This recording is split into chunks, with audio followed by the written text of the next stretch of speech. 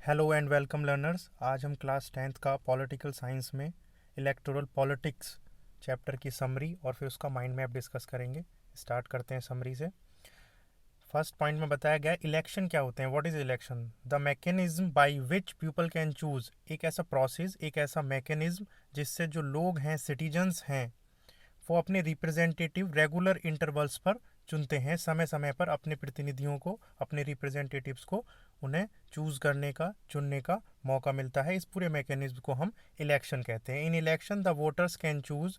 Elections में जो voters होते हैं कैन चूज के कौन जो गवर्नमेंट फॉर्म करेगा, गवर्नमेंट कौन बनाएगा, ये वो चुनते हैं वोटर्स। और हर एक वोट की जो वैल्यू होती है वो बराबर होती है, इक्वल होती है। In India the general election of Lok Sabha and Vidhan Sabha are held regularly. हर 5 साल में होते हैं लोकसभा के जो जनरल इलेक्शन होते हैं, और विधानसभा जो स्टेट्स में होती हैं, हर 5 साल में इनके जो चुनाव हैं वो किए जाते हैं। Elections are held in all constituencies. जो चुनाव क्षेत्र होते हैं, अभी देखेंगे, इनको इलेक्ट्रोल कॉन्स्टिट्यूएंसीज कहते हैं, और सेम टाइम पर ही ये चुनाव होते हैं। Sometime election is held for one constituency.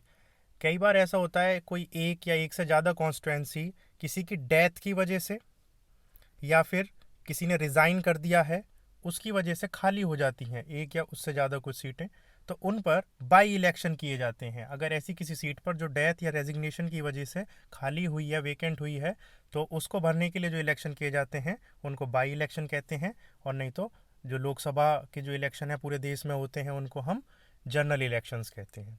ठीक है, ये 6 मंथ के अंदर ही कराने होते हैं। जब सीट खाली है, जब कॉन्स्टिट्यूएंसी की जो सीट होती है वो खाली होती है, मतलब उस पर डेथ हो गई है या रिज़ाइन कर दिया है, तो उसके विद इन 6 मंथ में आपको बाई इलेक्शंस कराने होते हैं।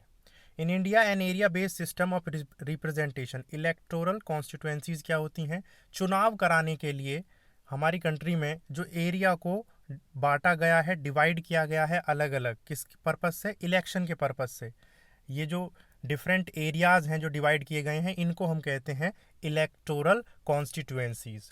फॉर लोकसभा एट प्रेजेंट में, लोकसभा के लिए हमारी पूरी कंट्री में 543 कॉन्स्टिट्यूएंसीज हैं, और जो विधानसभा के लिए वो हर एक स्टेट्स में अलग अलग होती हैं। The representative elected from each constituency. और ये 543 जो कॉन्स्टिट्यूएंसीज हैं, इन पे जो चुने जाते हैं उनको हम कहते हैं मेंबर ऑफ पार्लियामेंट, एमपीज, सांसद जिन्हें बोला जाता है। विधानसभा की बात करें, each state is divided into number of assembly. इसमें भी अलग अलग असेंबली कॉन्स्टिट्यूएंसीज में डिवाइड किया गया है हर एक स्टेट को। द इलेक्टेड रिप्रेजेंटेटिव, इनके जो रिप्रेजेंटेटिव होते हैं उनको एमएलए बोला जाता है।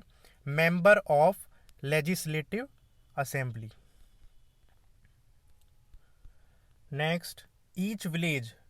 तो लोकल गवर्नमेंट जो होती है, अर्बन एरियाज़ की बात करें तो पंचायत राज है वहाँ पर, और अर्बन एरियाज़ की बात करें तो म्यूनिसिपल कॉरपोरेशन होती हैं वहाँ पर, और रूरल एरियाज़ की बात करें तो वहाँ पर पंचायत राज होता है। ईच विलेज या टाउन जो है उनको वार्ड में डिवाइड किया गया होता है, और सेम प्रोसीजर होता है उनका भी।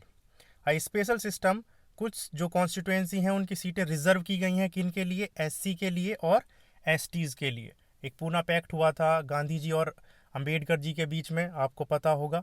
ठीक है, तो उसमें ये कहा गया था कि कुछ सीटें जो हैं वो रिजर्व रहेंगी इन लोगों के लिए, शेड्यूल कास्ट और शेड्यूल ट्राइब के लिए। तो उसी चीज़ को पूरा करने के लिए फिर हमारे संविधान में ऐसे प्रावधान किए गए जब वो बनाया गया कि इन लोगों के लिए, एससीज़ और एसटीज़ के लिए, ठीक है, कुछ कॉन्स्टिट्यूएंसीज रिजर्व की गई, वहाँ से ये ही चुनाव लड़ सकते हैं।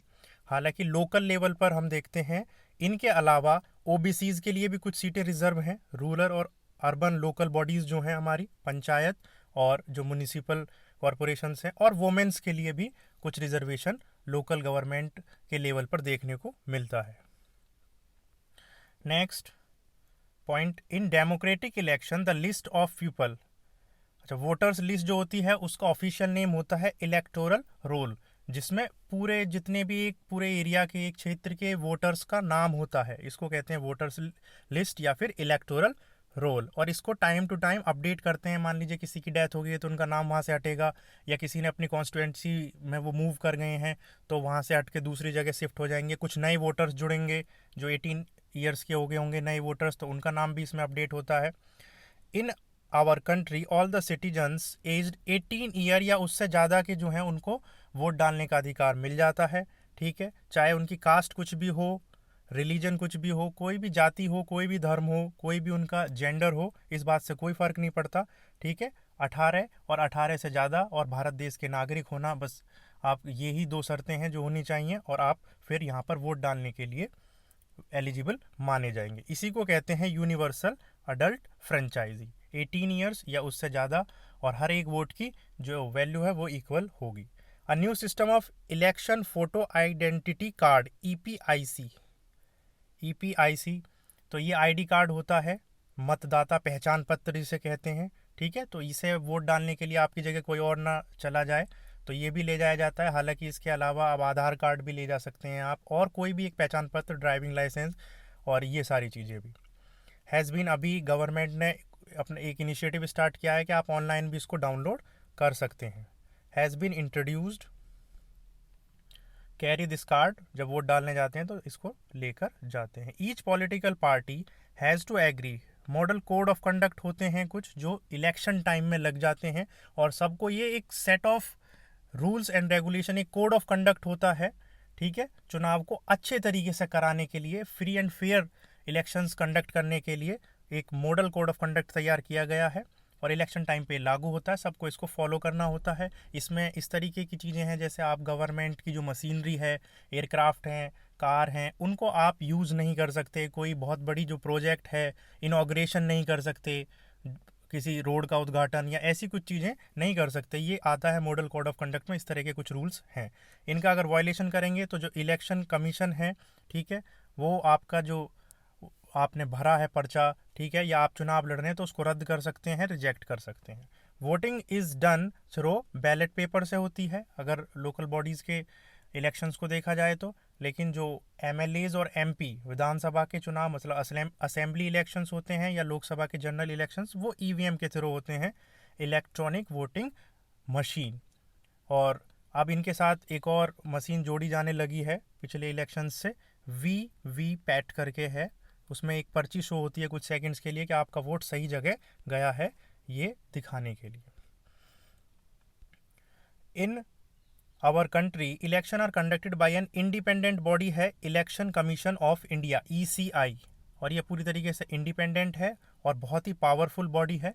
और फ्री फेयर इलेक्शन कराने की पूरी जिम्मेदारी किसकी होती है? इलेक्शन कमीशन ऑफ इंडिया की होती है। इनके जो चीफ होते हैं उनको कहते हैं चीफ इलेक्शन कमिश्नर, सीईसी। इस वक्त सुनील अरोड़ा जी हैं जो हमारे चीफ इलेक्शन कमिश्नर हैं, और इन्हें प्रेसिडेंट ऑफ इंडिया जो है वो अपॉइंट करते हैं। लेकिन ये आंसरेबल नहीं होते हैं। ठीक है, ना तो प्रेसिडेंट को आंसरेबल होते हैं, ना ही जो गवर्नमेंट या पीएम जो होते हैं उनके हेड, ठीक है, उनको आंसरेबल होते हैं, इंडिपेंडेंट होते हैं। Due to some challenges free and fair elections, अब फ्री और फेयर इलेक्शन कराने में कुछ चैलेंजेस भी आते हैं। ठीक है, there is an demand of reform, और रिफॉर्म, सुधारों की आवश्यकता हमेशा होती है। टाइम टू टाइम ये अपने आप को अपडेट भी करते रहते हैं, रिफॉर्म भी लाते रहते हैं इन are electoral system by citizens. Citizens भी कुछ सुझाव देते हैं, सोशल एक्टिविस्ट भी हैं, कुछ ऑर्गेनाइजेशंस भी बताती हैं कि ये चुनाव करेंगे तो हम और अच्छे से और फ्री एंड फेयर वे में कंडक्ट करा सकते हैं। ठीक है, बहुत सारे चैलेंजेस हैं, जैसे कुछ लोग पैसे के दम पर, रिश्वत देकर, पैसे बांटकर शराब बांट देते हैं। इस तरीके की चीज़ें होती रहती हैं इलीगल तौर पर, मतलब मनी या मसल पावर से वो चुनाव जीतने की कोशिश करते हैं। तो ये सब चैलेंजेस हैं फ्री एंड फेयर इलेक्शन को लेकर। ठीक है, तो इनसे निपटने का जो काम है वो इलेक्शन कमीशन ऑफ इंडिया करता रहता है। ठीक है, अब क्विकली रिवाइज कर लेते हैं माइंड मैप के थ्रू इसको। ये रहा माइंड मैप। इसमें भी शुरू में ये बताया गया है कि इलेक्शन क्या होता है, एक मैकेनिज्म, ठीक है, और प्रोसीजर बाय विच पीपल, जो अपने रिप्रेजेंटेटिव रेगुलर इंटरवल्स पर चुनते हैं समय समय पर। ज़रूरत क्यों होती है जी इलेक्शंस की हमें? Voters can choose the people who would make law for them, किसकी गवर्नमेंट बनेगी, कौन उनके लिए लॉ बनाएंगे, ठीक है, ये चुनने का मौका मिलता है इलेक्शन के थ्रू, इसलिए ये बहुत ज़रूरी है। Voters can choose those who would form government, कौन गवर्नमेंट बनाएंगे और कौन डिसीजन लेंगे, कौन पॉलिसी मेकिंग करेंगे हमारे देश में, तो ये सब इलेक्शन से ही पॉसिबल हो पाता है, इसलिए इसकी ज़रूरत है। Voters can choose the political party which would guide government and law making. तो वोटर्स ये भी चुनते हैं कि कौन सी पॉलिटिकल पार्टी है जो गवर्नमेंट बनाएगी या उसको गाइड करेगी और लॉ मेकिंग करेगी। ठीक है। Features of democratic elections. Democratic elections के क्या क्या फीचर्स हैं? नंबर 1, एवरी अडल्ट सिटीजन, मतलब 18 ईयर्स या उससे ज़्यादा का जो भी सिटीजन है, should be able to choose. Vote डालने का उसको अधिकार मिलेगा, चुनने का अधिकार मिलेगा। Election should offer choice. Choice मिलेंगी उसमें, ऐसा नहीं है कि सिर्फ वन पार्टी है या वही सब है। Choice of selecting rulers should be offered at regular interval पर। और ये जो इलेक्शंस हैं या जो चॉइस है, ये रेगुलर इंटरवल ऑफ टाइम पे मिलनी चाहिए। ऐसा नहीं एक बार मिल गई और फिर वही चले जा रहे हैं। तो भारत में ये 5 साल के रेगुलर इंटरवल्स पर जो MP MLAs लोकसभा और असेंबली इलेक्शंस होते रहते हैं। Most preferred candidate should get elected. और जिसको सबसे ज़्यादा वोट मिली हैं, मेजॉरिटी ऑफ वोट मिली हैं, ठीक है, उसको जीत हासिल होती है। Free and fair elections, free and fair elections भी होने चाहिए। ठीक है, तो सबको बराबर का मौका मिले, ये सब भी। और ECI का काम होता है ये सब सुनिश्चित करना, मेक श्योर करना। Political competition. पॉलिटिकल कंपटीशन के कुछ मेरिट्स हैं, कुछ डीमेरिट्स हैं। जो इनके सभी पॉलिटिकल पार्टीज़ के बीच में जो कंपटीशन लगा रहता है कि हम बेटर हैं, हम बेटर हैं, तो इसके कुछ डीमेरिट्स भी हैं और कुछ मेरिट्स भी हैं। सबसे पहले डीमेरिट्स को देखते हैं। Create a sense of disunity और फैक्शनलिज्म। तो एक कहीं ना कहीं हमारे देश की जो अखंडता होती है उस पर आघात पहुंचता है, क्योंकि जो ये खड़े होते हैं चुनाव में, ये लोग बांटने लगते हैं कास्ट में, रिलीजन में हमारे देश को, और इससे हमारी जो अखंडता है, डिसयूनिटी है, फैक्शनलिज्म जो है, पोलराइजेशन होता है वोट का किसी एक जाति या धर्म को लेकर। ठीक है, आपस में वैमनस्य और जो हारमनी है एक हमारी, वो कहीं ना कहीं उसको भारी नुकसान पहुंचता है। Political parties and leaders often put allegation against each other. एक दूसरे पर वो कीचड़ उछालते हैं, इल्ज़ाम लगाते हैं, डर्टी ट्रिक्स यूज़ करते हैं। पहले बूथ कैप्चरिंग भी बहुत ज़्यादा होती थी। ठीक है, और भी मतलब पैसे बांटना, लिक्विड शराब वगैरह भी बांटते हैं कुछ लोग इलेक्शन जीतने के लिए। तो ये डीमेरिट्स हैं। मेरिट्स क्या है? System works in long run. Long run में जो है अच्छे से काम करता है। Tries to improve knowledge. एक तो चॉइस भी मिल जाती है हमें, ठीक है, और tries to improve knowledge and character of leaders. Forces leaders to serve the people. और जब कंपटीशन ज़्यादा रहता है तो उन पर एक दबाव रहता है लोगों की सेवा करने का, क्योंकि उन्हें पता है कि हमने नहीं की तो इनके पास चॉइस है, ऑप्शन है, और हमें ये बदल देंगे, नेक्स्ट जो इलेक्शन होंगे उसमें हमको वोट नहीं देंगे। तो एक फोर्स डालता है ये भी, जो पॉलिटिकल कंपटीशन है, लोगों को सर्व करने के लिए, इस पर जो हमारे लीडर्स हैं उन पर। आगे election in India types, 2 type के हैं, जनरल इलेक्शंस और by elections. General elections her 5 years में होते हैं, ठीक है, और बाई इलेक्शन जब भी वो सीट खाली होती है किसी डेथ या रेजिग्नेशन की वजह से, तो विदिन 6 मंथ में ये कराने होते हैं। उसके बाद प्रोसेस क्या है इलेक्शंस का? सबसे पहले electoral constituencies. Country is divided into different constituencies as per the population. तो डिवाइड किया गया है, जिनको इलेक्टोरल कॉन्स्टिट्यूएंसी कहा जाता है। हर एरिया को डिफरेंट एरिया को डिवाइडेड किया गया है और इनको हम कहते हैं इलेक्टोरल कॉन्स्टिट्यूएंसीज, चुनाव क्षेत्र जो होते हैं। सीट्स भी इनको ही बोला जाता है अनऑफिशियली। रिजर्व्ड कॉन्स्टिट्यूएंसीज, कुछ कॉन्स्टिट्यूएंसी जो है वो रिजर्व है, किन के लिए? SC और ST के लिए। जबकि लोकल लेवल पर देखा जाए तो OBC और वुमेन के लिए भी रिजर्व हैं कुछ सीटें या कुछ कॉन्स्टिट्यूएंसीज। वोटर लिस्ट, जिसे इलेक्टोरल रोल भी कहते हैं, उन लोगों की लिस्ट जिन्हें जो वोट डालने का अधिकार मिला हुआ है या जो एलिजिबल वोटर्स हैं उनके नाम इसमें होते हैं, और ये टाइम टू टाइम अपडेट होती रहती है। नॉमिनेशन ऑफ कैंडिडेट्स, अपना नामांकन वो भरते हैं, जिसे आपने सुना होगा पर्चा भरने जा रहे हैं, टिकट मिल गया है, ये सब। ये पर्सन विशेष टू कंटेस्ट, जो भी लड़ना चाहते हैं चुनाव, ठीक है, वो जाके अपना नॉमिनेशन पेपर वर्क और फाइल करते हैं वहाँ पर, जो भी वहाँ पर रिटर्निंग ऑफिसर होते हैं जो करा रहे होते हैं चुनाव को। इलेक्शन कैंपेन, फिर कैंपेन स्टार्ट होता है, रैलियों का दौर होता है, और अपना जो एक मैनिफेस्टो होता है उसको ये पढ़ना कि हम ये देंगे, ये वादे हैं, आपका कर्जा माफ़ कर देंगे, और तरह तरह के वादे इरादे ये अपने शो करते हैं। और लोगों को जिस तरीके से भी जो है अपनी तरफ मोड़ा जा सकता है, ठीक है, उनको अपनी तरफ अट्रैक्ट किया जा सकता है, वो ये कोशिश करते हैं। उसके बाद फिर पोलिंग डे आता है जिस दिन चुनाव होता है, ठीक है, और फिर उसके बाद तो वोट डालते हैं सभी, और फिर उसके कुछ दिन बाद जो है काउंटिंग ऑफ वोट्स स्टार्ट होती है और फिर डिक्लेयर किया जाता है किसको सबसे ज़्यादा वोट्स मिली। Then election in India a democratic process.